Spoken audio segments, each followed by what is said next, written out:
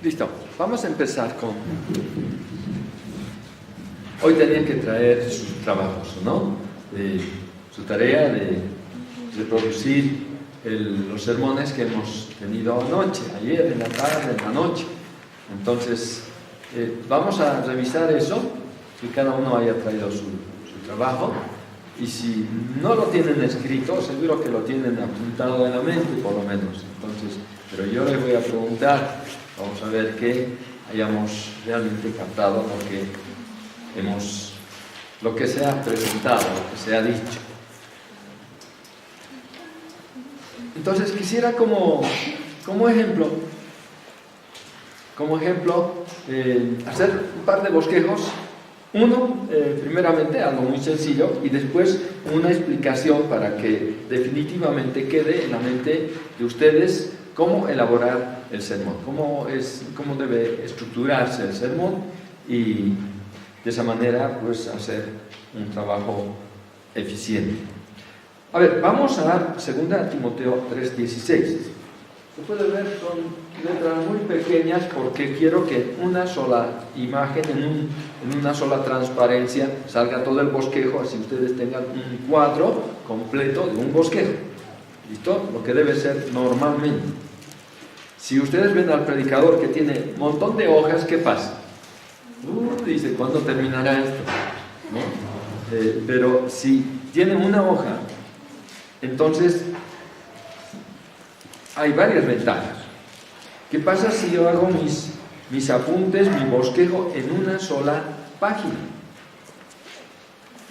No puedo anotar todo, ¿verdad?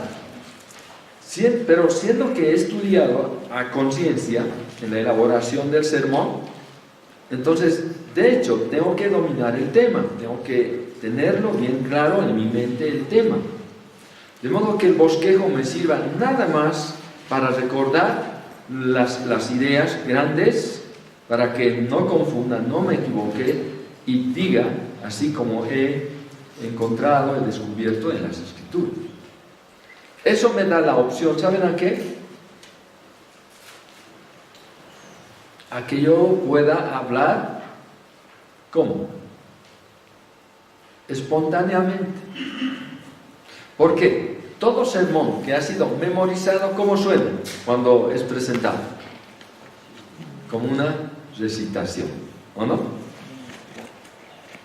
Y si está escrito todo, cada palabra del sermón, entonces el predicador lee.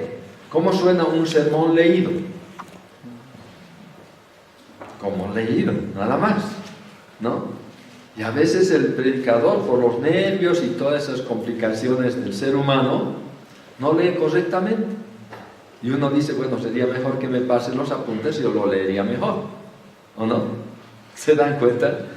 Pero cuando el predicador tiene en una página todo el sermón, entonces ha de valerse también de la memoria, porque ha trabajado, ha guardado todos esos pensamientos, todas esas ideas que ha encontrado en las Escrituras. Así que les voy a mostrar, vamos a hacer el ejercicio. Vamos a 2 Timoteo 3:16.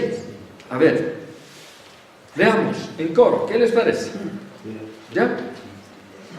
En voz alta, bien, siguiendo la puntuación. Saben que es muy importante que el predicador o el docente, el maestro, lea correctamente las Escrituras.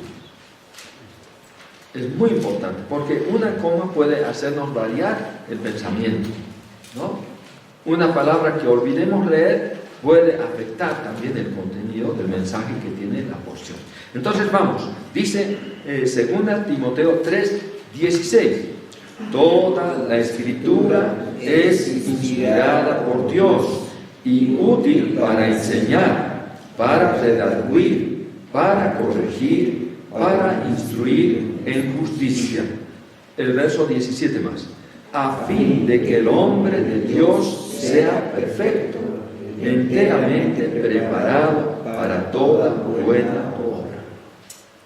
Esta es la porción. ¿Quién no conoce este texto? ¿Quién no ha leído antes o ha escuchado antes la lectura? ¿Habrá alguien? Por lo visto ninguno. Todos hemos leído esta porción. Entonces, ¿de qué nos habla esta porción? ¿cómo titularíamos o cuál sería el tema que vamos a poner a este? Supongamos que vamos a enseñar sobre estos dos versículos. ¿Qué les sugiere la porción? ¿De qué está hablando? De la Escritura. Pero hay algo importante que debemos tomar nota de qué dice de la Escritura. Es útil, dice, ¿no? Es útil. Es útil. Toda la Escritura, dice, es inspirada por Dios y útil. Ahora, vamos a poner nuestra atención en la utilidad, porque el tema de la inspiración también es un tema amplio que podríamos desarrollar en base a este verso y a otros varios también. ¿Listo? Pero vamos a poner nuestra atención en la utilidad de las Escrituras. Entonces, la idea básica sería así: siendo la Biblia la palabra de Dios, dice, tiene una utilidad muy grande para el cristiano. Siendo la Biblia la palabra de Dios, dice, tiene una utilidad muy grande para el cristiano. ¿Listo? ¿Les parece bien esa idea básica? Estoy resumiendo y estoy mostrando algo importante de la Biblia.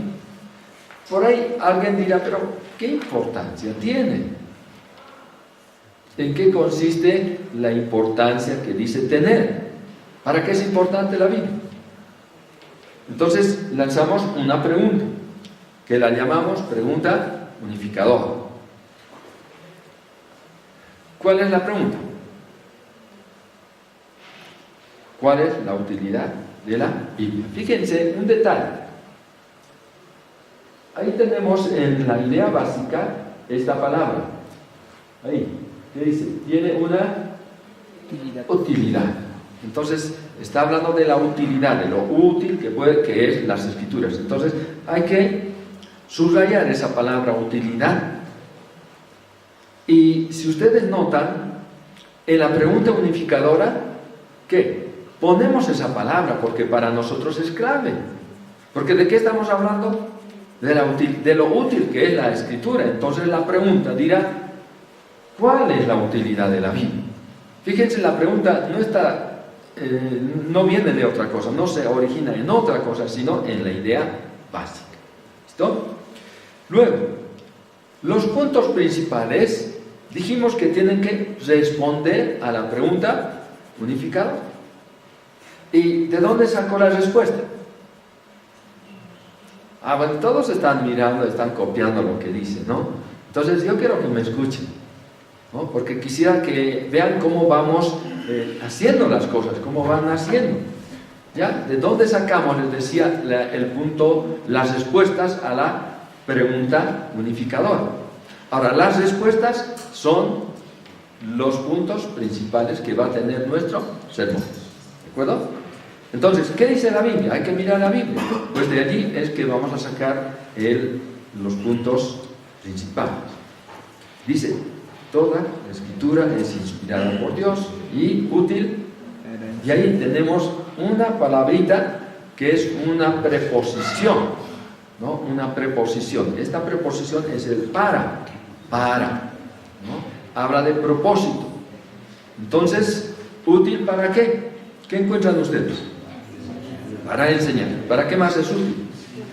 Para redarguir. ¿Otra cosa? Para corregir. Después, para instruir en justicia. ¿Cuántos puntos ustedes encontrarían en esta porción para responder a la pregunta unificadora? ¿Sí? 4. Bueno, es que, ¿por qué escogí esta porción? Dice, es útil para enseñar. Didáscalos es la palabra original, ¿no? ¿Qué es didáctica? ¿Qué es el didáscalos? ¿Qué es didascalía? ¿No? De ahí surge toda la palabra que nosotros conocemos de enseñar, enseñanza, enseñador, etc. ¿Listo? Entonces, la primera respuesta sería, es útil para enseñar. Es la palabra didáctica. En realidad, también de ahí viene la educación y la pedagogía también se origina en la misma raíz de esa palabra. Esos son los subpuntos. La siguiente respuesta que hemos hallado en el mismo texto es que la escritura es útil para redarguir. ¿Y qué significará redarguir?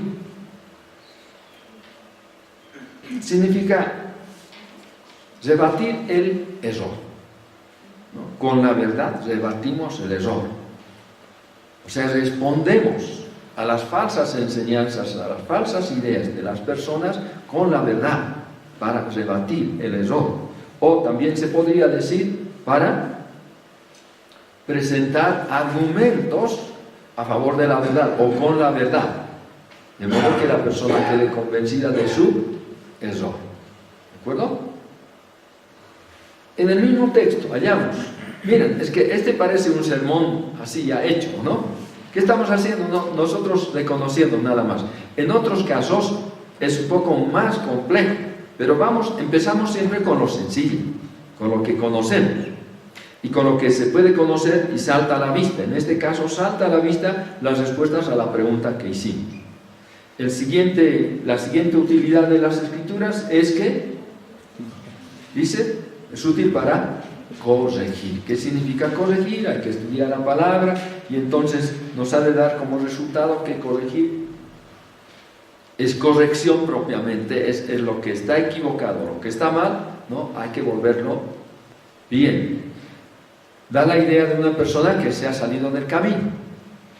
Cuando se ha descarrilado el tren, por ejemplo, ¿qué es lo que hacen los que trabajan con el transporte, el tren? Lo encarrilan, ¿no? O sea, no vuelven a su lugar. Esa es la palabra, ese es el sentido de esa palabra corregir, ¿no? Hay muchos que se han salido, han sido influidos por malas doctrinas, malas enseñanzas o mala conducta también. Entonces, nosotros con la Escritura podemos volverlos a traer al camino, corregir. Corrección tiene el sentido también de restauración o restitución, que quiere decir que volvemos a colocar a la misma posición. Eso es. Y luego estamos yendo al último punto. ¿Para qué más es útil? Para instruir en justicia. Parece que estuviera repitiéndose con lo primero, ¿no? Enseñar e instruir, ¿no es lo mismo? En este caso dice para instruir. Ahora, fíjense que tiene la misma idea en realidad. Dice paideia. Entonces, de ahí viene la palabra pedagogo. Pero el pedagogo no solamente da información, sino que en verdad, ¿qué es lo que hace?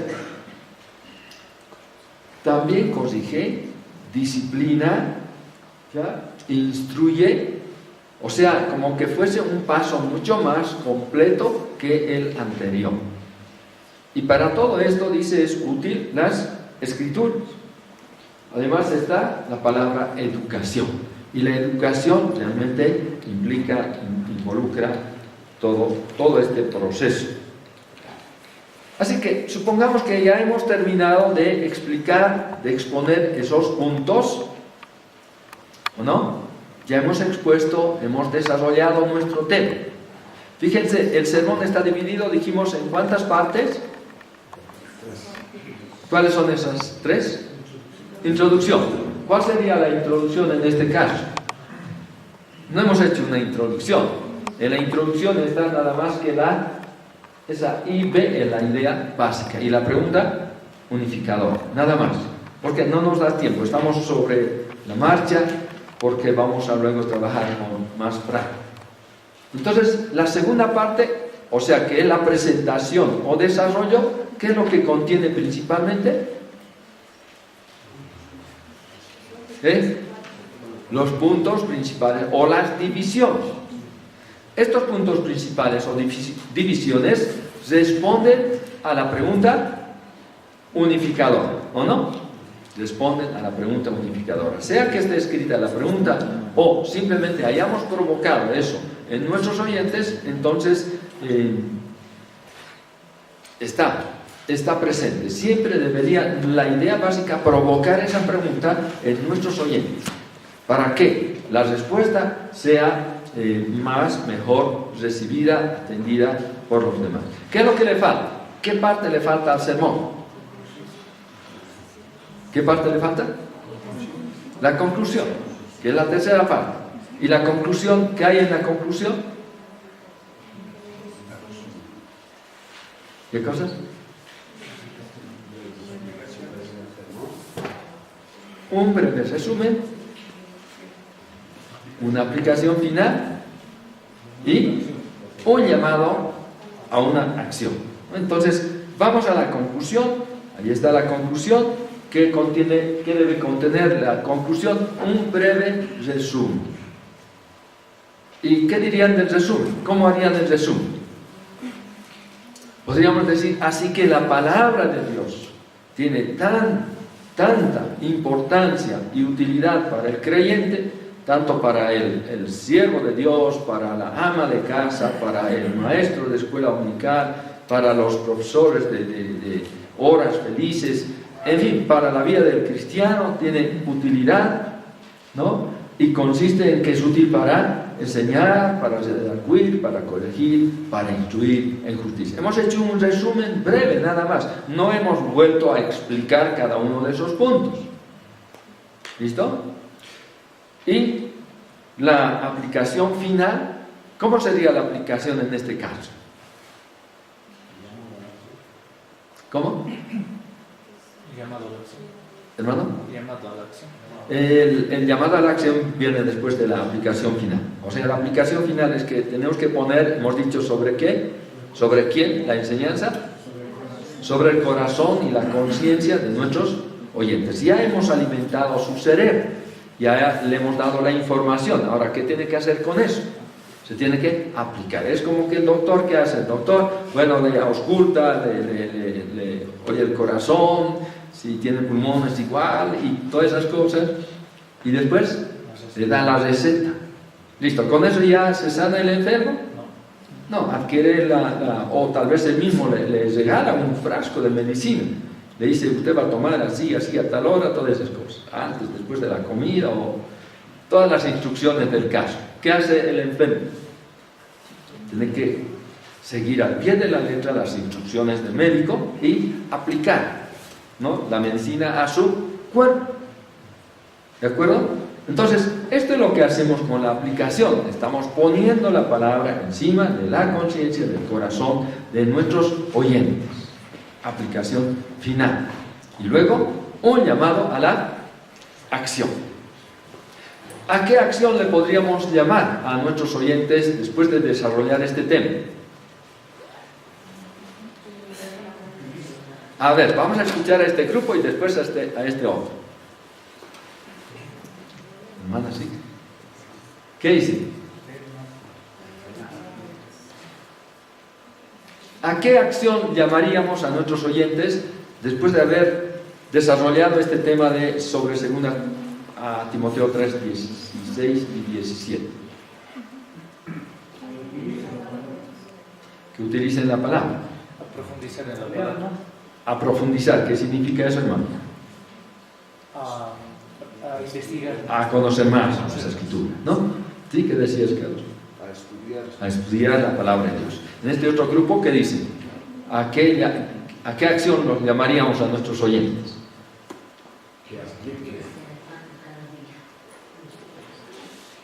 A ver. ¿Alguien más? Lo más importante sería que apliquen en su vida.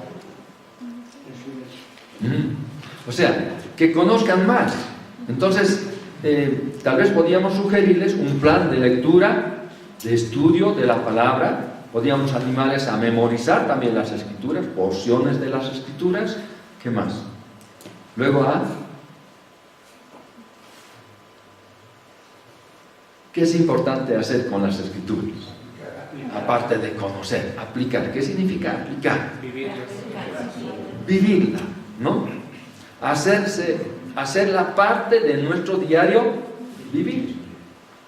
Eso significa que nuestras palabras deben ser influidas por la palabra de Dios. Y pues si vamos a Efesios capítulo 4, por ejemplo, el apóstol dice el que hablaba, el que maldecía, ¿qué tiene que hacer? Va a tener que cambiar de conducta. El que robaba, ¿qué dice la palabra? Que ya no robe, sino que trabaje. ¿O no? Antes quitaba a los demás, ahora que trabaje para dar a los demás. Y entonces la palabra de Dios es así, es para aplicar a la vida cristiana. Bueno, así hemos desarrollado un sermón ya hecho. ¿Por qué? Porque está en la Escritura. Nosotros lo único que hemos hecho es tomar los puntos que están allí. Y hay varios ejemplos de versículos, por ejemplo, de porciones donde fácilmente se puede identificar los puntos o los pensamientos grandes que ha escrito el escritor sagrado. A ver, vamos a otro sermón. ¿Qué les parece? Vamos a ir a otro sermón y después vamos a escuchar las tareas, los trabajos que ustedes han hecho. ¿Listo? Y si es posible, estuve pensando, si quizás no han tenido tiempo para elaborar un sermón de ayer hasta ahora, ¿no? Pero si ustedes han escuchado bien los sermones de ayer, podrían reproducir. ¿Qué les parece? Entonces vamos a ver qué bien se ha transmitido o cuánto bien, de qué manera han podido recepcionar.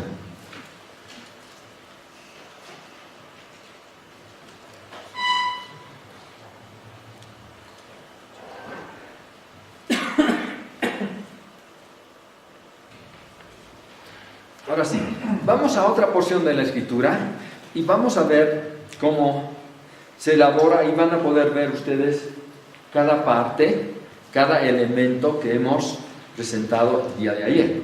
A propósito, quería mostrarles el libro que contiene todo lo que les estoy compartiendo. ¿Listo?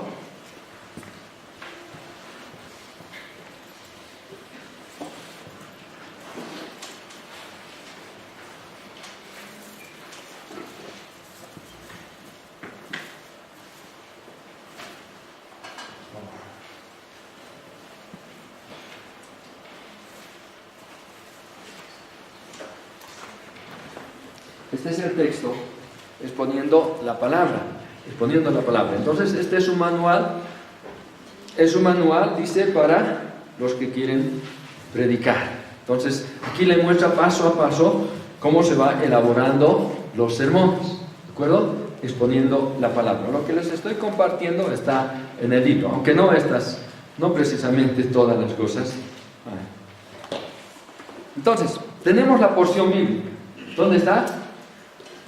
Primera de Pedro, capítulo 2. ¿Saben?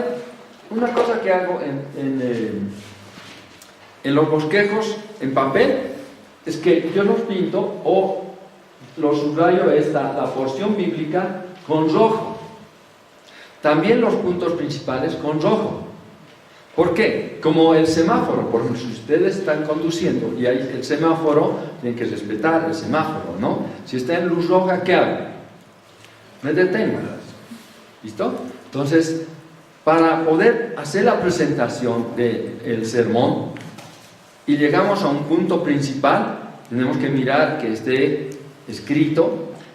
El rojo nos llama la atención, nos dice atención, ¿no? Cuidado con pasar por acá, de hacer equivocarte. Entonces me llama la atención, porque esos son los puntos que he descubierto después de orar, estudiar, meditar en las Escrituras. No puedo equivocarme. Eso es lo que el Señor me ha enseñado, eso es lo que he descubierto, y eso es lo que necesito transmitir a las personas. Entonces no puedo cambiar en ese momento a lo que se me ocurra, porque quizás no lo he meditado antes. Ahora, Dios, por supuesto, es soberano, el Espíritu Santo puede tal vez sugerirnos cambios, pero no va a cambiar su palabra. Entonces, por eso necesitamos aferrarnos a su palabra, porque los cambios también pueden ser riesgosos. ¿Listo? Además, si queremos edificar a los creyentes con la palabra, vamos a sujetarnos a él. Fíjense que tenemos arriba, ¿qué dice? Comprobando nuestro crecimiento. ¿Qué sería esto como elemento del sermón? ¿Qué le llamamos? Título. Luego viene la cita bíblica, o sea, la porción bíblica. ¿Cuál es el tema de esa porción? Me habla del crecimiento espiritual del creyente. Habla del crecimiento espiritual del creyente. Ahora fíjense, ¿qué sería lo que viene luego? No, estamos mirando como elementos, ¿no? Entonces, ¿qué es la siguiente parte? Fíjense, ¿qué dice? A ver, Dios espera que el creyente crezca espiritualmente, así como un padre espera el crecimiento de sus hijos. ¿Qué les sugiere que es esto? ¿Qué les parece que es? Objetivo general. Objetivo general. ¿Qué decía? ¿Alguien? Idea básica. Idea básica. Sí, esa es la idea básica. Eso es lo que descubrimos después de estudiar la porción bíblica. Entonces, eso debe sugerir ¿a qué? Bueno, si lo hacemos de tal manera que la persona se sienta aludida y diga, ajá, Dios espera que yo crezca. Entonces, ¿cuál es la pregunta que surge? Automáticamente. ¿Cómo puede el creyente crecer espiritualmente? O quizás más personalizado todavía. ¿Cómo puedo crecer espiritualmente? Fíjense que la idea básica se puede personalizar más todavía. ¿Cómo sería? En vez de decir, Dios espera que el creyente crezca espiritualmente, así como todo padre espera el crecimiento de sus hijos. ¿Cómo lo pondrían en forma más personal?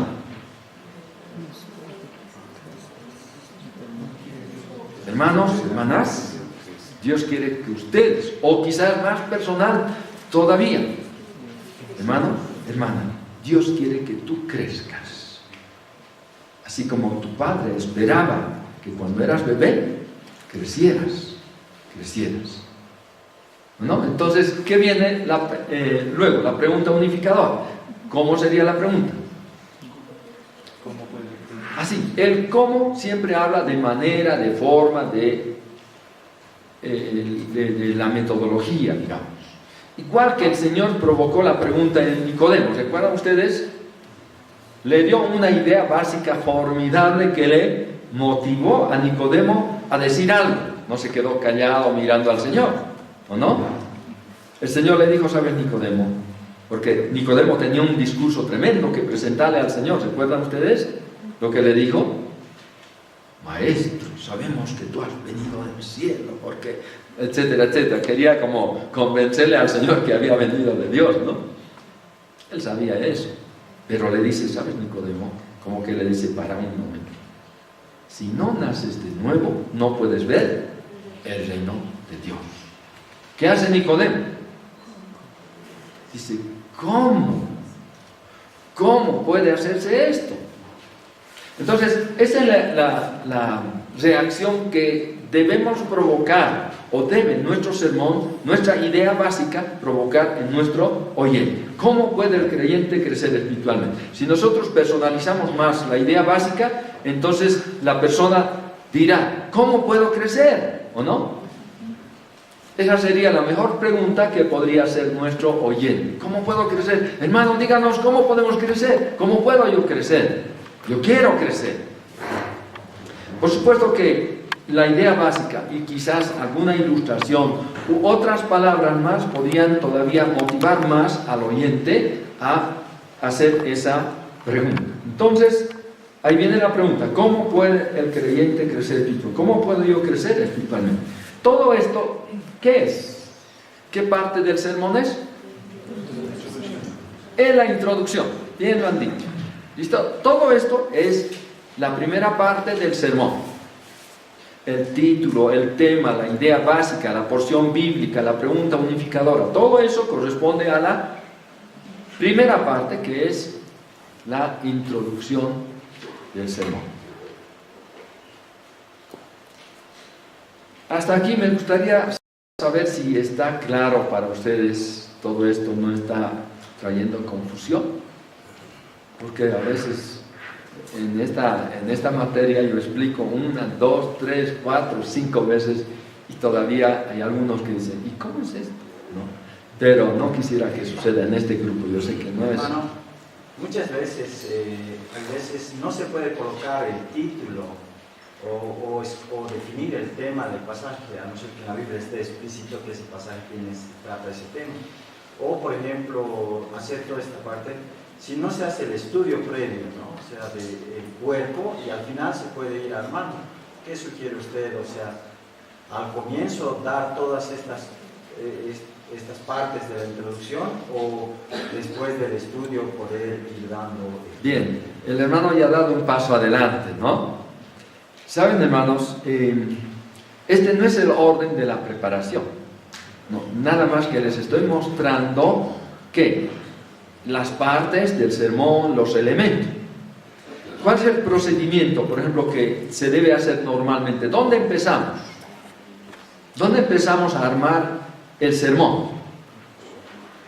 Bueno, de hecho, lo primero que necesitamos para preparar un sermón, ¿saben qué es? Número uno, ¿qué es? Claro, no voy a tocar esos aspectos tan importantes como es la oración y la vida cristiana, todas esas cosas, pero aboquémonos únicamente a la elaboración ya del sermón. Lectura bíblica. ¿Qué vas a decir? Lectura del pasaje. Ya, primero tengo que identificar qué porción voy a usar como base para mi sermón. ¿De acuerdo? Si es que les han sugerido, tal vez los ancianos le han dicho, hermano, quisiera que tú prepares una enseñanza, un sermón basado en esta porción. Estamos estudiando, supongamos, Santiago. Entonces, a ti te toca del capítulo 2, verso 1 al 5. Supongamos. Entonces ya tengo la porción. ¿Qué es? Santiago 2, 1 al 5. Ya tengo que estudiar esa porción, pero si es posible leer todo Santiago, antes y después. Si es posible todo el libro, una y otra vez. Entonces va a encajar bien el estudio de esa porción que me han asignado. Porque de otra manera puede ser que yo voy a aislar esa porción y los hermanos más enseñados, más adelantados, van a decir, qué ignorancia, y no han leído el capítulo 1 y ese versículo y todo eso. Porque cuando uno interpreta aisladamente un texto, está olvidando el contexto y puede llegar a conclusiones equivocadas. Una de las cosas que es muy importante en la interpretación, el estudio de la Biblia, ¿saben qué es, hermanos? Estudiar el contexto. Está el contexto de la oración gramatical, está el contexto inmediato, está el contexto del libro, está el contexto de toda la Biblia. ¿Listo? Nada, ninguna porción debe contradecir, o nuestro estudio, el sermón no puede contradecir otras enseñanzas o enseñanzas de otros pasajes de la Biblia. Entonces, ¿qué hacemos? Lo primero, elegir o estudiar lo que ya se ha elegido, la porción bíblica. Entonces, de ahí sacamos el tema. Hermano, explícitamente el tema Dios no nos dice así, este es el tema.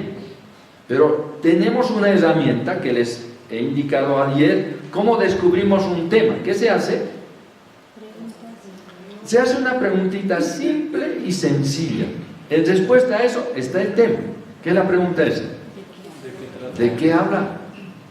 Entonces, cualquier porción que ustedes tengan abierta, pregunten, ¿de qué habla? Bueno, de tal cosa, porque de eso está tratando el pasaje. ¿Listo? Entonces ya tienen el tema. Es importante saber el tema, porque es en base a eso, eso les va a servir como un mapa, como una guía para estudiar esa porción. Entonces, yo les digo en resumen, para pasar luego a lo que sigue. ¿Saben? Cuando voy a preparar un sermón, ya tengo el pasaje decidido, elegido o asignado, entonces me pongo a estudiar, busco el tema, después voy a ver, tratar de descubrir cuáles son las verdades que sobresalen, cuáles son las verdades grandes que contiene esa porción. Quizás son mandatos. Por ejemplo, si voy a Éxodo capítulo 20, el primer párrafo, son mandamientos, ¿o no? No voy a querer buscar otra cosa. Son mandamientos y son mandamientos. No puedo cambiar. Son mandamientos. Hay un mandamiento que lleva promesa. ¿Cuál es? el que habla a los hijos, ¿no? Honra a tu padre y a tu madre, ¿no? Y tendrás, dice, larga vida. Entonces lleva promesa. Pero todo lo demás son mandatos. Pero si voy, por ejemplo, a Isaías 40, habla de otra cosa y, a ver, vamos a mirar un momentito.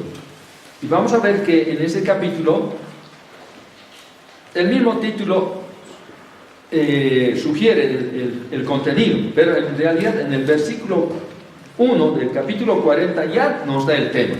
¿De qué habla esta porción? Consolaos, pueblo mío, dice vuestro Dios. ¿Qué es? Es un mensaje de consolación. Y los puntos que voy a hallar allí son puntos de consolación, son ideas grandes sobre consolación. ¿Cómo puede ser consolado el pueblo en estas circunstancias? Fíjense en el verso 2, hablad al corazón de Jerusalén. No de la ciudad, pero de los habitantes, de las personas. Decidle a voces que su tiempo es ya cumplido. ¿El tiempo de qué? El tiempo de sufrimiento, el tiempo del sitio de los enemigos, el tiempo de juicio, castigo de parte de Dios. Su tiempo se ha cumplido, ¿no? Es un mensaje de consolación. Y todo lo que sigue, ¿ya? Hasta el versículo 11. Hay 4 palabras a lo menos de consolación, me parece así. Entonces, estudio la porción, saco de allí los principios, las enseñanzas, los mandatos, los consejos, o las promesas, o las prohibiciones pueden ser también. Una vez que he trabajado con la presentación, el contenido de la enseñanza que tengo, el contenido de la porción bíblica, entonces recién preparo la conclusión y al final de todo se prepara, ¿saben qué? La introducción. Es como el maestro que trabaja en la construcción. A ver, empieza con la pintura. ¿Qué va a pintar si no existe el edificio?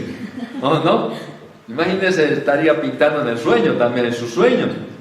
Pero si todavía no ha puesto los cimientos, los pilares, las vigas, el techo y las paredes, las ventanas, no hay nada que pintar, no hay nada que adornar.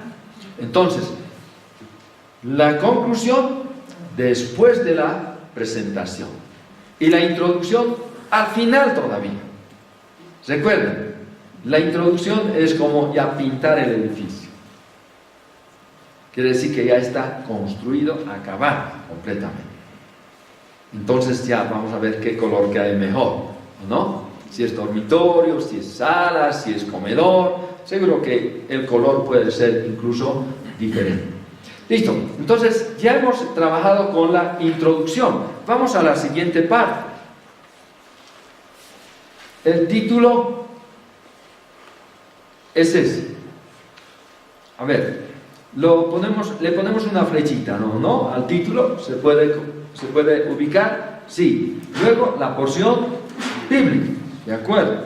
Después vamos a el tema. ¿Dónde está el tema?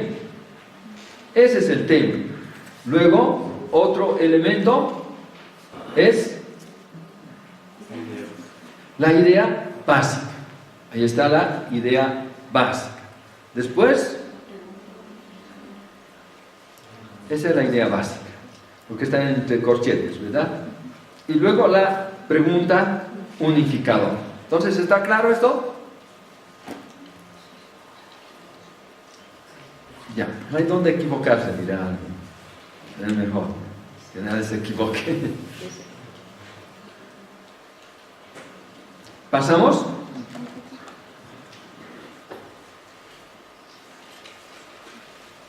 ¿Qué voy a hacer?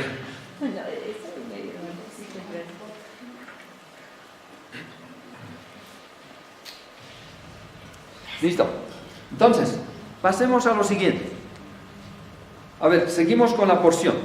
Y ahí vamos armando el sermón. Fíjense, ya está armado prácticamente.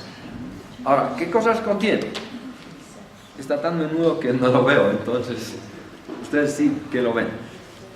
Fíjense, tiene el sermón 5 puntos. ¿Cómo crecer espiritualmente? ¿Cómo comprobar? Dice que estoy creciendo espiritualmente? Número 1, dice, desechando todo lo nocivo para la vida espiritual. ¿Dónde dice eso? Pues está en el verso 1. ¿Qué dice el verso 1 de 1 de Pedro 2?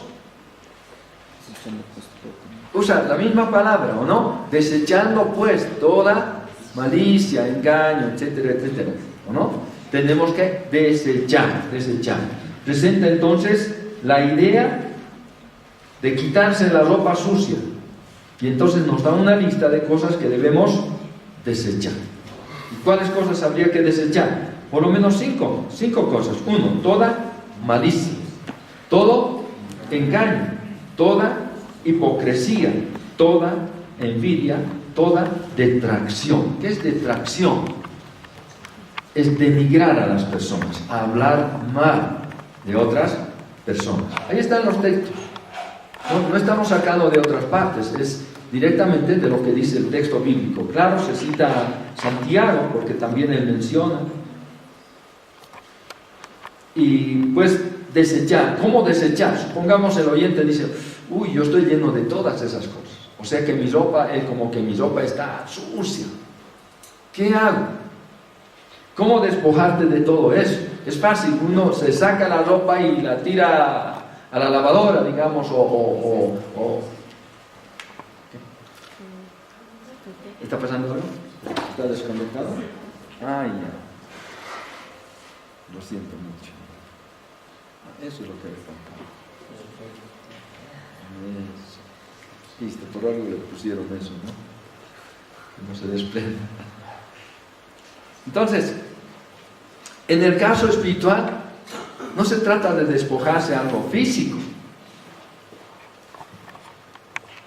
sino que en el aspecto espiritual tenemos que quitarnos las manchas. Y ahí están las sugerencias también. Primera de Juan 1:9, ¿no? Que dice que debemos confesar nuestros pecados.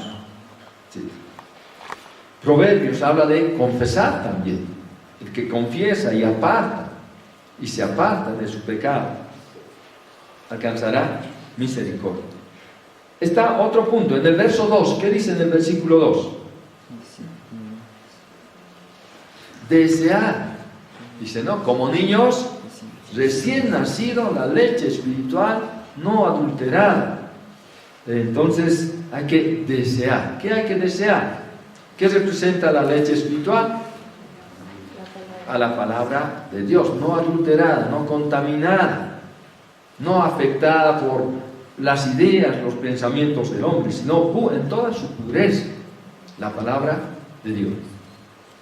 Y luego da algunos subpuntos, como dice que es la palabra de Dios en toda su potencia. Si leemos los versículos anteriores al capítulo 2, justamente habla de esa palabra, y esta palabra dice que es el Evangelio. ¿Qué más? Que es la palabra de Dios en toda su pureza, o sea, sin mezcla inútil o dañina. Que es la palabra de Dios en toda su dulzura.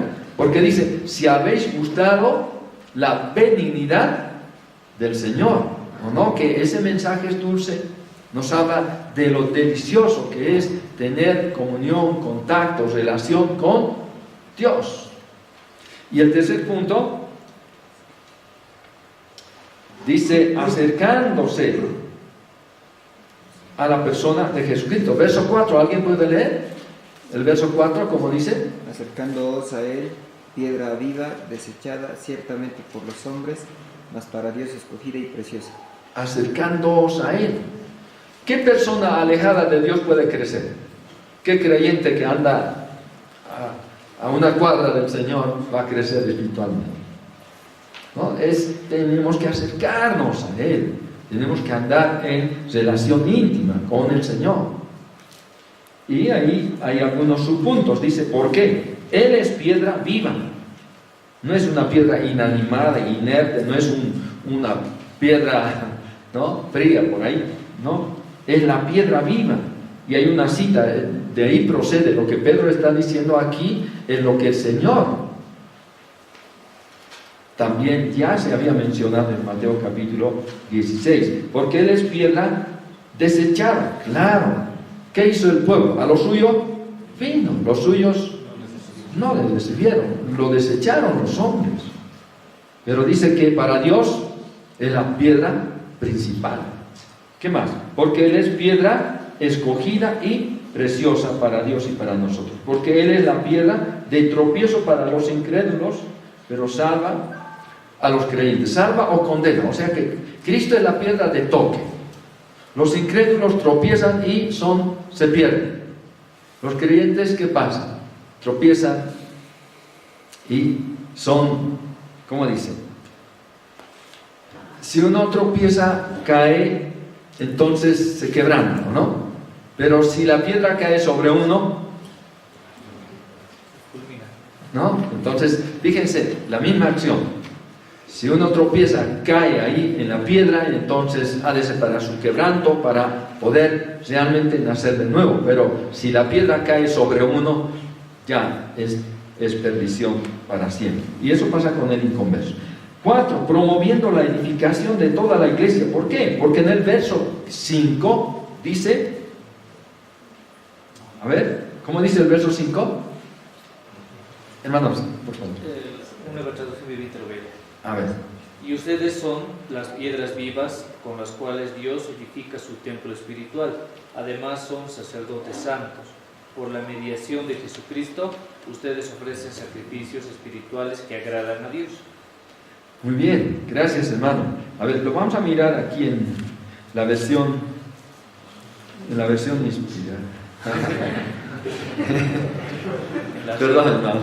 No, es que nosotros los antiguitos nos quedamos con la versión linda, ¿no? Bueno, vale la pena leer todas las versiones posibles, pero vamos a leer en la versión 60.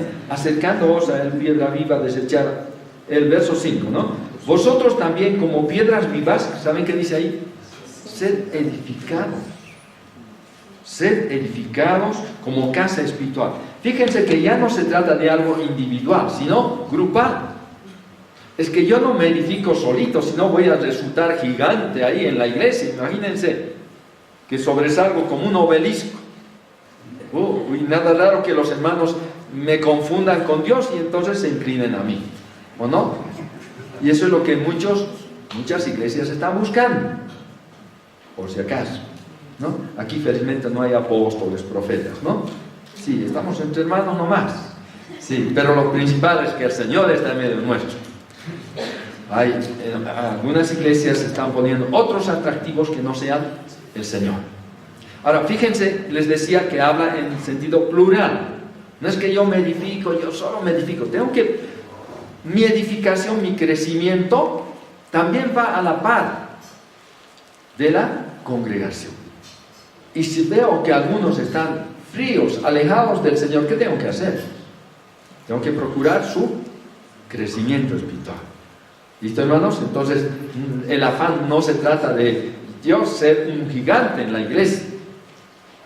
Necesito crecer, sí, y desarrollarme, pero también tengo que pensar en los demás, porque somos una casa espiritual. Está conformada por muchos creyentes. Y así va el argumento. Como una casa espiritual, edificio viviente, morada, dice habitación divina, no se trata del edificio físico. Además, como un sacerdocio santo, pontífices o hacedores de puentes. Todos nosotros somos sacerdotes. Todos somos sacerdotes. Vamos al último punto que está basado en los versos 9 al 10. ¿Qué dice? Proclamando el Evangelio en el mundo. El texto bíblico, hermano, por favor, léalo en su versión. 9 y 10, ¿no? Sí. Pero ustedes no son así, porque son un pueblo elegido, son sacerdotes del Rey, una nación santa, posesión exclusiva de Dios. Por eso pueden mostrar a otros la bondad de Dios, pues Él los ha llamado a salir de la oscuridad y entrar a su luz maravillosa. Antes no tenían identidad como pueblo, ahora son pueblo de Dios. Antes no recibieron misericordia, ahora han recibido la misericordia de Dios. ¿Listo? Entonces, ¿qué dice que debemos hacer? Hay un imperativo ahí. ¿Puede repetir, hermano? El del siglo 10, ¿no? Sí. Antes no tenían... No, antes de eso, del verso 9. Ah, ya. Pero ustedes no son así porque son pueblo elegido, son sacerdotes del Rey, una nación santa, posesión exclusiva de Dios. Por eso pueden mostrar a otros la bondad de Dios. Ahí está. Pueden mostrar, dice, ¿no? Pueden mostrar la bondad de Dios. Vamos a la versión 60, verso 9, dice: mas vosotros sois linaje escogido, real sacerdocio, nación santa y pueblo adquirido, para que anunciéis. ¿Listo? Entonces ahí está el para de propósito, no se ha borrado. El guina del propósito está ahí, todavía el texto. Entonces dice, ¿para qué todo eso? Pues tiene un propósito. Dios no es que nos ha salvado, nos ha hecho todos los favores y listo, ahora quédense felices festejando todos los días. No, dice, ¿para qué? Anunciar. Y la palabra anunciar, hermanos, es evangelizar afuera. ¿Qué les parece? Es exángelos. Ángelos es anunciar, ¿no? Es dar el mensaje. Pero ex es afuera, no es adentro. O sea, tenemos que ir afuera a anunciar. Yo le pongo una ilustración ahí, por ejemplo. En La Paz es característico, me parece, solo de La Paz, que los minibuseros, ¿no? Los minibuses son los buses pequeñitos. Ustedes ven, hay un muchacho o la señora o cualquiera que de la ventana dice, anunciando ¿qué? ¿A dónde va este vehículo? Anuncia. ¿Qué tal sería que cerrara todas las ventanas, los vidrios y dijera a los pasajeros, esto va a Caracoto, Brajes, a Quisamaña, ta? ¿Qué dirían las personas? Por supuesto, por eso he subido aquí. Es absurdo que anunciara adentro, ¿o no? Porque la idea es anunciar afuera, para que los que están afuera sepan dónde va ese vehículo y puedan abordar. ¿De acuerdo? Entonces, esa es la idea. Nosotros, dice, hemos sido llamados, somos sacerdotes, nación santa, pueblo adquirido, con un propósito. ¿Qué? Anunciar el Evangelio afuera, a los que todavía no han abordado el vehículo, ¿no? Todavía no son parte de los que marchamos a la patria celestial. ¿Listo? Entonces, fíjense, hermanos, cuántos puntos hemos sacado de la misma porción. Ahora, podemos apoyarnos en otros textos, pero la idea principal, mejor dicho, el punto principal, ¿dónde vamos a recoger? Si es un sermón expositivo, entonces tomamos todas las verdades, todos los puntos de la misma porción. ¿De acuerdo? Si es necesario hacer una mención, porque puede ser que en el mismo texto hay una cita de otro libro, lo mencionamos porque eso enriquece el contenido. Pero de otra manera no vamos a llenar textos de otros lugares. Entonces, esta parte es lo que se llama, ¿qué? El desarrollo o la presentación. Este es el cuerpo, también otros le llaman el cuerpo. El cuerpo del sermón esto es lo más grande, hermanos. La introducción, la conclusión, tiene su valor, tiene su importancia. Pero ¿qué les parece? Vamos a comparar con la comida, ya que está llegando la hora. ¿Con qué compararíamos la introducción? Con la comida. Con la entrada. Con la entrada. ¿Qué hay en la entrada? Una lechuguita, un pedacito de alguna otra cosa. ¿Y cuál es el efecto de todo eso? Cuando comemos eso, ya estamos hartados, ¿o no? No, ahora sí estamos con ganas. Decimos, ya pues, ¿cuándo van a traer el plato fuerte? O sea, ese efecto debe tener, ¿qué cosa? La introducción. Debería crear tal expectativa en nuestros oyentes que estén diciendo, bueno, ahora hermano, danos el cuerpo. Entréganos el desarrollo, el tema en sí que has traído, ¿o no? ¿Y con qué comparamos la conclusión? Les gusta el postre, ¿no? Bueno, ¿a quién no? A los niños se les desprecia. No, pero no es tan exacta la comparación. ¿Por qué? La conclusión, pues en la conclusión estamos queriendo hacer que el oyente se haga parte del sermón, o que el sermón llegue a ser parte de la vida de nuestro oyente. Vamos, ahí dice, son los puntos o divisiones. ¿Cuáles? Ahí están. Esos son los puntos o divisiones. Y se puede distinguirlos también, ¿saben por qué? Sus puntos, escríbanlo así como está, con mayúscula, ¿ven? Y subrayado en lo posible. Si pueden resaltar los puntos con un resaltador rojo, mejor. Así no se van a equivocar. ¿Y con qué color pintamos las ilustraciones, las anécdotas? Yo le pinto con verde. ¿Por qué? Porque cuando veo el verde, bueno, yo vivo en un lugar donde todo es seco y gris, todo eso, ¿no? Puro cemento y nada más. Entonces solo en unas cuantas plazas o parques hay algunos árboles. Entonces, lo verde alegra la vista, ¿o no? Cuando yo veo en mi bosquejo verde, entonces digo, aquí hay algo que puede animar a los oyentes a continuar con poniendo atención al sermón que voy a presentar. Entonces me alegra a mí, me da descanso también. Pero si veo que no tengo ninguna parte, ni una línea verde, ¿qué digo? Bueno, este sermón está gris, ¿o no? Seco, árido. ¿Cómo van a recibir mis oyentes? Así como lo que estoy diciendo. ¿Ya, hermanos? Entonces tiene su efecto en mí y también en mis oyentes. Ahí están los puntos principales. ¿Dónde están los subpuntos? Son esos que están marcados con A, B, C, D, mayúscula. ¿Por qué lo pongo en mayúscula? Porque los subpuntos, y debajo de los subpuntos pueden haber otros incisos todavía, A, B, C, con letra minúscula. Hay pasajes, hay porciones de la Biblia que son muy abundantes, son muy riquísimas. Entonces, uno va trabajando y puede conseguir todo eso en detalle. Luego, tenemos la tercera parte.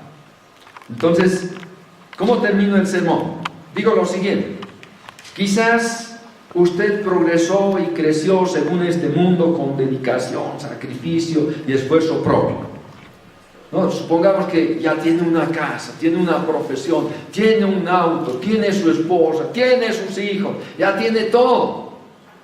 Ha crecido, ha desarrollado, pero ¿cómo va su vida espiritual? Entonces dice, pero debe recordar que solo un crecimiento espiritual le hará apto para un servicio eficaz y fructífero. ¿Cómo se crece en la vida espiritual? Otra vez estoy volviendo ¿a qué? A la pregunta unificadora. ¿Para qué? Para recordarles la respuesta a esa pregunta. ¿Cuáles son las respuestas? Los puntos principales, ¿o no? Entonces, el breve resumen es que los menciono los puntos principales. ¿Qué dice? Desechando. Bueno, solo pongo la palabra porque recuerdo ya he explicado. ¿Desechando qué? Toda especie de mal. Luego, deseando ¿qué? Más plata, ¿sí? No, deseando la leche espiritual, como el niño desesperado por alimentarse. ¿Qué más? Acercándose al Señor Jesucristo, porque solo en Él hay calor, hay vida. Además, edificando, quiere decir que tengo que trabajar no solo en mi vida, sino también en la de los demás. Y luego, proclamando el Evangelio. ¿Ven? He hecho un breve resumen. ¿Ahora qué? Tome ahora mismo la determinación de empeñarse en el crecimiento de su vida espiritual. Exprésele a Dios su decisión por medio de una oración, ¿no? Y quizás podríamos decir, bueno, ¿qué tal? Vamos a orar un minuto. Y usted puede decirle al Señor su decisión, su determinación de crecer, de desechar lo malo, de desear la palabra del Señor, de acercarse realmente a Dios, de edificar y de proclamar el Evangelio, etc. Entonces, estamos haciendo ya un llamado a la acción. ¿De acuerdo, hermanos? ¿Estamos bien? Entonces señalamos, ¿qué es esta parte? ¿Qué le llamamos? La conclusión. Se diferencia claramente de las otras partes, ¿o no? Listo. Esta parte se llama aplicación final. Y el resumen breve es lo que está al lado de los puntos que hemos tenido en el desarrollo. Luego, o sea, en resumen breve es este. Y tenemos el llamado a la acción. Listo. Entonces, ahí tenemos, digamos, escrito, identificado, no solo las partes, también los elementos. Aunque no hay ilustraciones, ¿no? No hemos puesto ni una ilustración. No hemos puesto. En este caso, solamente hay que poner el título de la ilustración. El título de la ilustración. Porque si escribimos todo el desarrollo de la ilustración, supongamos que ocupa una media página de una hoja, entonces ¿cuánto va a ser nuestro bosquejo? No, pueden ser 10 páginas tal vez, ¿no? Bueno, ¿alguna pregunta? Estamos para parar ya, en realidad he pasado unos minutos. ¿Habrá alguna pregunta? Es que queremos la próxima que ustedes van a participar, todo. Yo he dado toda mi alma en esta clase. No me queda nada. Entonces son ustedes los que van a participar. ¿Alguna pregunta, por favor? Si hay algo. Sí. ¿La introducción puede haber una ilustración? Claro, sí. En la introducción puede haber una ilustración, puede haber una cita de un personaje, puede haber tal vez una estrofa de un himno. Hay diferentes recursos para poder hacer una buena introducción. ¿Alguna otra pregunta? Bueno, si me preguntan la hora, ya es.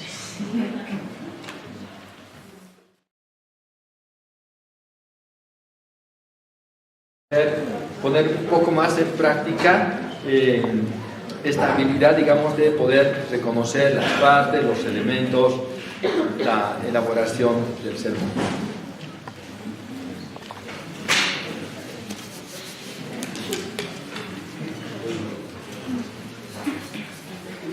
A ver, ¿cuántos han trabajado, hermanos? Por favor, traigan su bosquejo.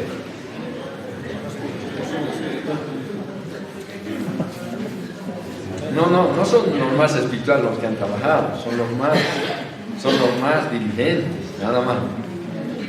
¿Qué te pasa, Carlos? Bueno, hermano Rolando, tiene listo, así me gusta. Bien.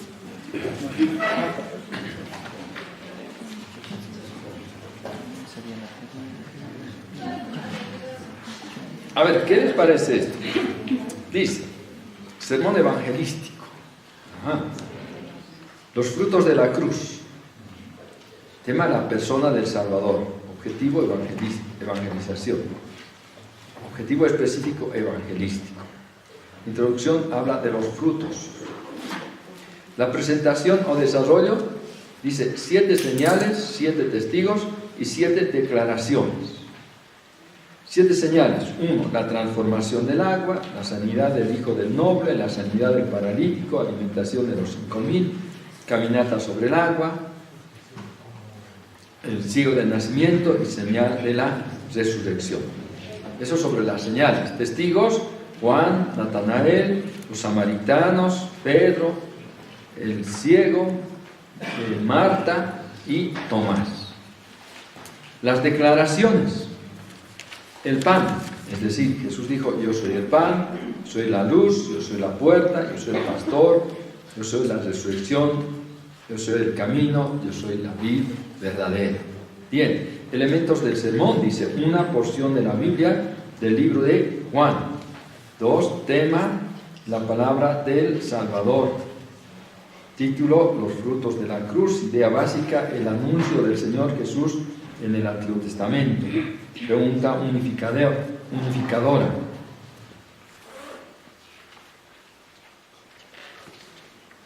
Creer y ser salvo. Rechazar, fingir creer. Rechazar o fingir creer. Rechazar o alejarse.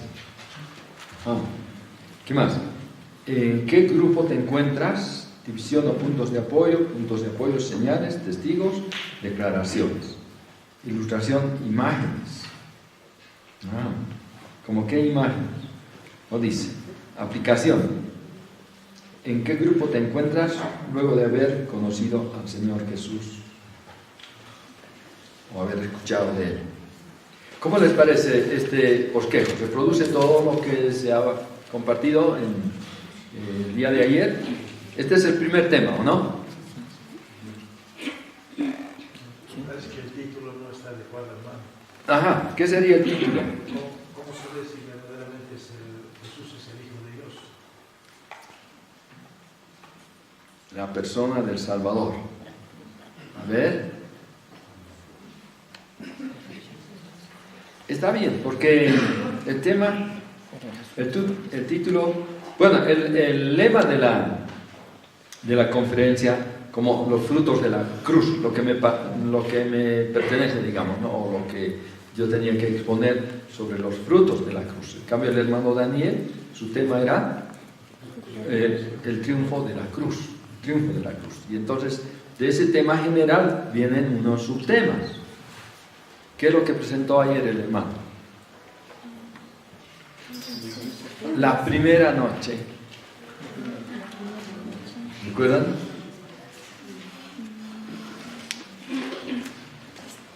¿De qué trató la primera noche?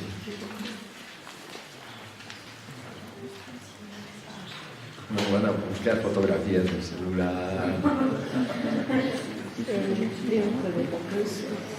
El triunfo de la cruz es el tema general del hermano Daniel, pero los subtemas.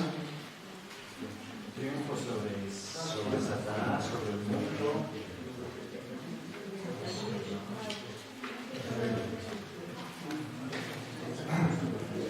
A ver, un poquito más hagan funcionar su memoria.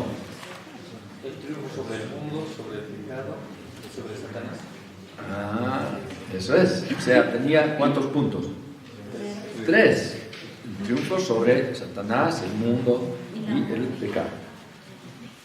Ese fue el tema de la primera noche, ¿no? Para decir, el jueves en la noche. Ayer, ¿qué compartió el hermano? La iglesia.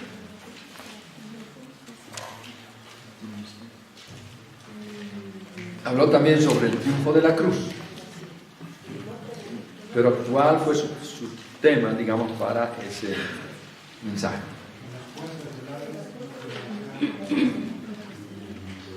Las puertas del Hades no prevalecerán contra él, ¿no? Contra la iglesia. El tema era decir la iglesia, porque nos definió qué significa iglesia, eclesía, ¿no? Que eso es indicado de su palabra, que se viene desde 300 años antes de Cristo, y como el concepto, ¿no? Pero que el Señor definió un concepto para su iglesia, su cuerpo que estaba formando, y cómo esta iba a atacar a las puertas del Hades, ¿no? Incluso nos mostró a qué consideraban las puertas del Hades, ¿no? Es el lugar de Cesarea de Filipo. Muy bien. Creo que tienen muy buena memoria. Espero todos. No, todos tenemos una memoria donde guardamos, archivamos toda la información. El asunto es si ponemos atención, si hacemos el esfuerzo de captar bien, grabar eso, lo tenemos todos. ¿O no? Cuando conversamos con alguien, a ver, ¿recuerdan lo que han hablado o no? Me he encontrado, pero no sé qué le dije, no sé qué me dijo. ¿Es así? Nos recordamos palabra tras palabra, ¿o no? Lo que le dijimos, lo que nos respondió, y en qué quedamos, cómo nos despedimos, si fue un beso solamente, 2 besos, si fue la mano o la espalda. Todos los detalles recordamos. ¿Por qué? Porque ponemos ahí nuestro empeño. Cuando vamos a escuchar algo, pues tenemos que, especialmente la palabra de Dios, también tenemos que poner el mismo empeño. El tema de la noche, a ver, me gustaría escuchar, por favor, no vamos a hacerlo en grupo, sino me gustaría que uno que recuerde sin apuntes, podría decir, o si tiene escrito, me lo pasa, y vamos a leer, vamos a revisar si está así. El hermano Rolando, ¿no es cierto que con la ayuda de su ayuda idónea, han trabajado, han reproducido este bosquejo del sermón? ¿Qué dicen? ¿Está todo correcto? ¿Es así? ¿O hay otros puntos que no han tomado en cuenta? ¿Cómo es la cosa? ¿Cómo lo ven? Los que estuvieron presentes ayer en la primera hora sobre la persona del Salvador. Una cosa que dije es que ya normalmente nos interesa mucho el fruto, ¿no? El fruto, pero no nos interesa tanto el árbol que produce esos frutos. Entonces, por eso es que pusimos nuestra atención en la persona del Señor Jesucristo. Y el Evangelio de Juan, fíjense, está estructurado así con 7, ¿o no? 7 señales, 7 testigos, 7 declaraciones que el mismo Señor hace. Ahora, no, es imposible desarrollar los 21 elementos que encontramos entre los 3 7. Por eso no desarrollé muchos, sino solo uno de cada uno casi, ¿no? Porque de otra manera es imposible que las personas retengan tanta información. A veces nosotros pensamos que cuanto más textos demos, mejor sabemos, mejor enseñamos. Pero ¿saben? No es así. No es así. ¿Saben por qué? Porque la mente del ser humano está ocupada con muchas otras cosas. Escucha un sermón y de pronto se conecta, le viene una idea o una pregunta o un recuerdo y entonces empieza a girar en eso su mente. Escucha, pero no atiende, no capta bien, no graba lo que está escuchando. Pero si nos concentramos en algo preciso, más específico, a lo menos puedes recordar eso. Y el trabajo que hacemos como predicadores debe ser este, de poner la palabra en la mente, el corazón, en la conciencia de nuestro oyente. Si hemos podido, hemos sabido hacer eso, la persona se va. La palabra de Dios va a seguir en su mente, en su corazón. Y el Espíritu Santo puede usar esa palabra que hemos sembrado para traer cambios a su vida, transformar su vida. Entonces tenemos que pensar y trabajar lo máximo posible para que lo que digamos quede grabado en la mente de las personas. Ya las personas ponen tal vez una grabadora, aunque todos tienen una grabadora en su celular, ¿no? Ya las personas empiezan a escribir, a anotar lo que están escuchando. Pero es muy buen hábito tomar nota de lo que escuchamos.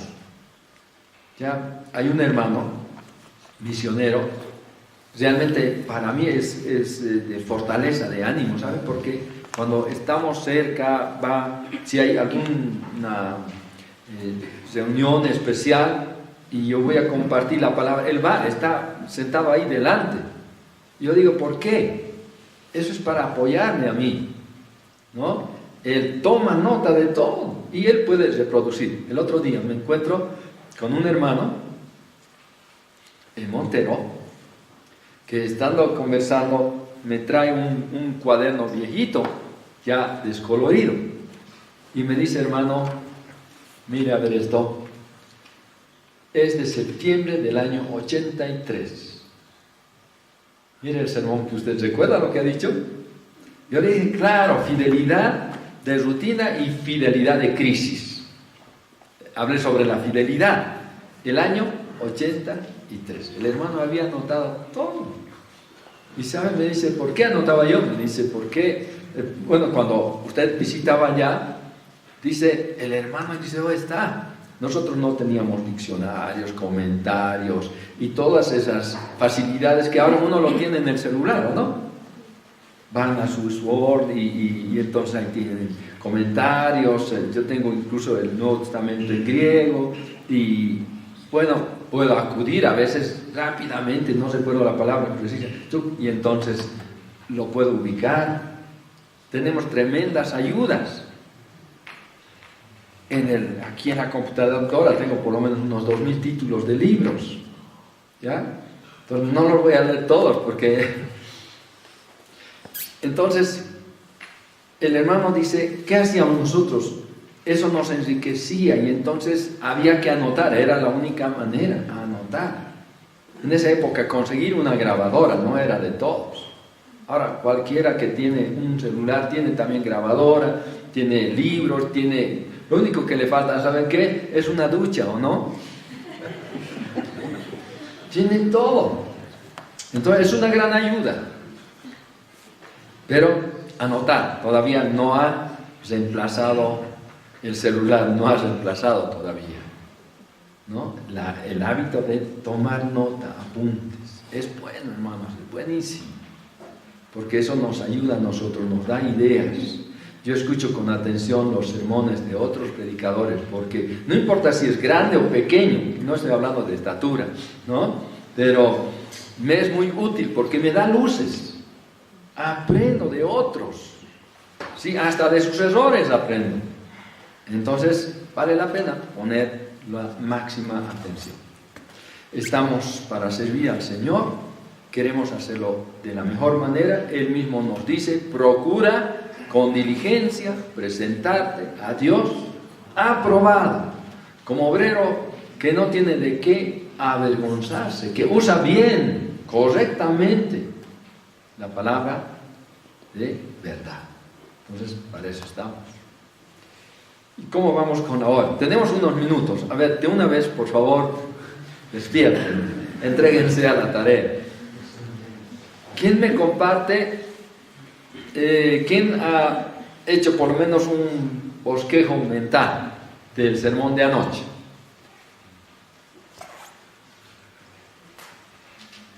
¿Cuál era el tema?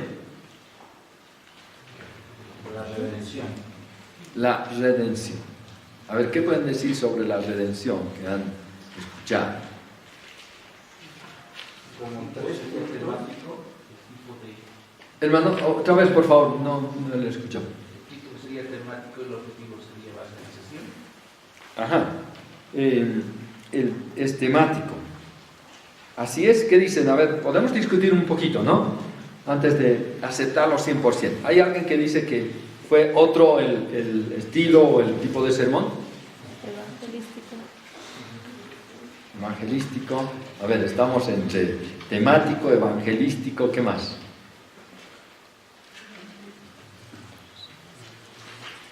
¿Qué dicen por aquí? Los hermanos están pensando profundamente, porque no pueden hablar. Doctrinal también podría ser. Exactamente. Doctrinal, porque toca un tema netamente doctrinal. ¿Listo? Aunque en un sentido es temático porque se da el tema y en base a eso se desarrollan algunos pasajes de la Biblia. Pero fíjense, el propósito, o sea, el objetivo es doctrinal. El estilo de sermón es temático, porque toma un tema y desarrolla el tema. Es doctrinal porque su objetivo es adoctrinar, ¿o no? Se le ha dado un énfasis evangelístico, porque es una doctrina del Evangelio. ¿De acuerdo? Ahora, vamos a los puntos. ¿Cuántos puntos tenía? 3. A ver, Javier, espérate un ratito. Hermano, por favor, que continúe. Yo noté algunos que decía... No importa, hermano, diga. Bueno, en la introducción, ese es el tema que primero visualicé, es que ha aclarado qué es la redención, qué es reconciliación y qué es propiciación. Sí.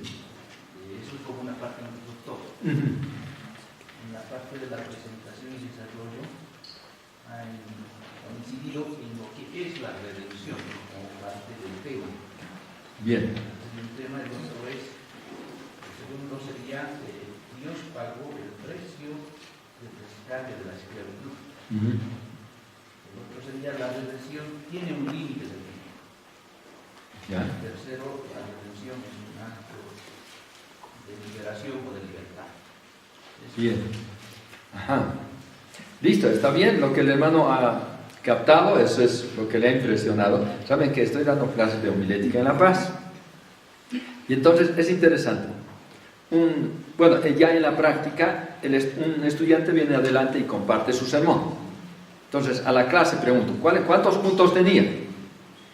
Y todos se quedan callados o dicen tal cosa, tal cosa, tal cosa. O sea, casi en coro. Entonces le pregunto al estudiante, ¿por qué cree que sus compañeros no han captado ningún punto? ¿Cuántos puntos tenía su sermón? Dice 3, supongamos, ¿no? Y entonces, ¿por qué cree que no ha captado? Porque no le ha dado énfasis, ¿no? No le ha dado el énfasis que merece el punto principal como una parte, un aspecto sobresaliente del sermón mismo. Cuando otro estudiante presenta y todos en coro dicen el punto principal, los puntos principales. Yo le digo al anterior, ¿por qué crees que recuerdan lo que ha dicho el predicador? Porque estaba claro. Y también la manera como estaba organizado, colocado, incluso la consonancia, ¿no? A veces hay una palabra clave que se repite en cada uno de los puntos y eso ayuda ¿a qué? A recordar, a guardar en la memoria. Entonces, volvamos al tema de anoche. ¿Cuántos puntos el hermano captó? Antes de Javier, ¿cuántos puntos captaron ustedes? A ver, ¿qué se dijo sobre la redención?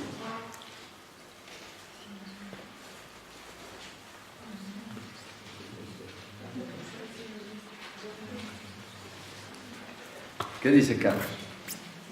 Dios mismo hace el rescate, o sea, paga el precio del rescate del hombre. Dios mismo paga el precio, porque el hombre no es capaz de pagar, ¿no? ¿Qué más?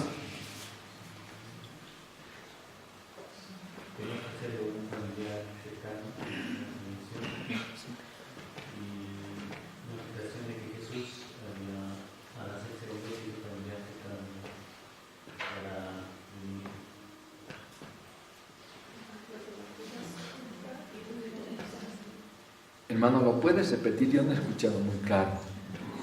Tengo los oídos un poco alejados. Que la redención debía ser un familiar cercano. Ah, ya. Y el Señor Jesús al hacerse hombre,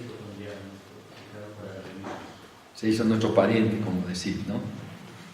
O sea, se hizo hombre como nosotros. Solo así podía comprender nuestra necesidad, nuestra realidad humana. ¿Qué más?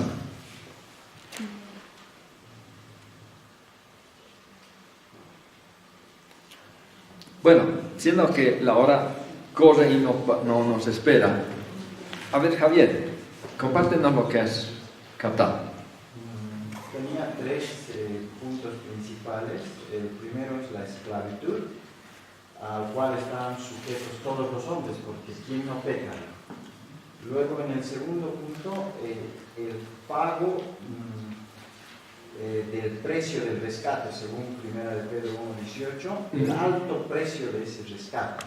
Sí. No podía rescatar quien sea. Los subpuntos dentro de ese punto 2 es que para que alguien pueda rescatar tenía que ser pariente cercano. Dios se nos ha hecho nuestro pariente cercano.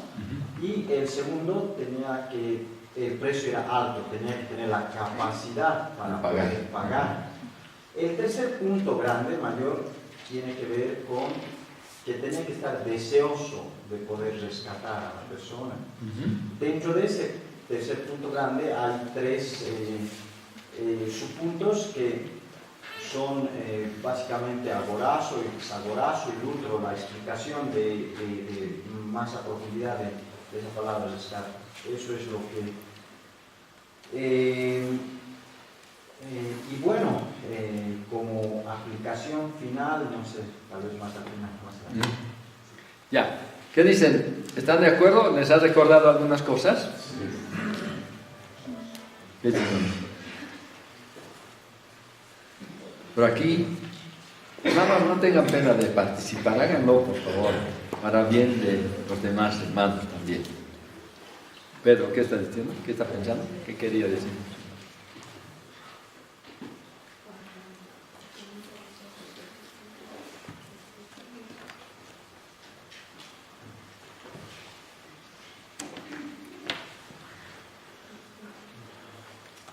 A ver, me gustaría saber cuántos de ustedes enseñan, tienen clases, horas felices. ¿Todos? ¿Cuántos de ustedes predican en su iglesia? Comparte. ¿Ah? Ya. Levanten la mano así, hermano. No tiene que avergonzarse de que lo hacen, porque es un servicio al Señor, ¿no? Bien. Entonces, este tema debe interesarnos a todos los que, toda persona que usa la palabra, la Biblia, para enseñar a otros, debe prepararse. Yo les animo a estudiar la palabra, pero también a aprender las técnicas de comunicar la palabra del Señor. Esto es muy importante. Si tuviera que enumerar las veces que he pasado talleres, clases de homilética, hermanos, ya no recuerdo cuántos. Cualquier taller que había, yo pasaba, porque quería aprender. Y si dieran otro taller aquí mismo, yo asistiría ahí, dejaría este taller para asistir a ese, ¿no? Para poder aprender algo más. Porque quiero hacerlo mejor. Sé que tengo muchas deficiencias, quisiera hacer mucho mejor, ¿ya? Tengo yo muchas limitaciones ahí está, ya vino el hermano, así que tenemos 4 minutos.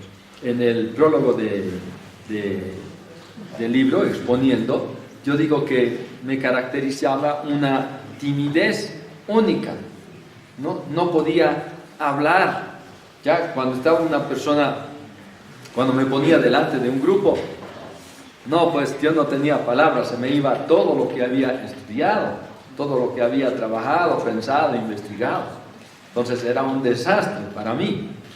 Por eso tenía que ir aprendiendo, escuchando, viendo a otros también hacer esa tarea tan importante como es la comunicación, la predicación, la enseñanza de la palabra. Entonces yo les animo, hermanos, busquen en libros, consejos, escuchen con atención a los predicadores, cómo presentan sus sermones, cómo elaboran, traten de reproducir exactamente cómo fue su bosquejo. ¿Ya? Este es un buen ejercicio, obliga a nuestra mente a pensar en todos los aspectos que se está compartiendo, comunicando. Esto ayuda mucho a poder mejorar siempre, ir aprendiendo más y más, perfeccionando esta labor, que también es un don que el Señor ha dado a algunos para poder comunicar la palabra. Ahora, todos tenemos que testificar de la vida que hay en nosotros, por supuesto. Dice que debemos estar preparados a dar razón de la esperanza que hay en nosotros. Todos, cada uno de nosotros debería saber dar razón, responder a cualquier pregunta de las personas respecto a lo que creemos, lo que somos. Pero no todos saben o pueden o han recibido ese don para predicar o enseñar así audiblemente a otras personas. No todos. Si el Señor te ha dado ese don, hermano, entonces tienes que cultivarlo, tienes que desarrollarlo y dedicarlo al servicio del Señor. Bien, hermanos, aquí concluimos entonces este taller y les animo a seguir preparando sus mensajes, lecciones, bosquejos, sermones para poder servir al Señor. Podemos concluir con una oración, tal vez, hermano.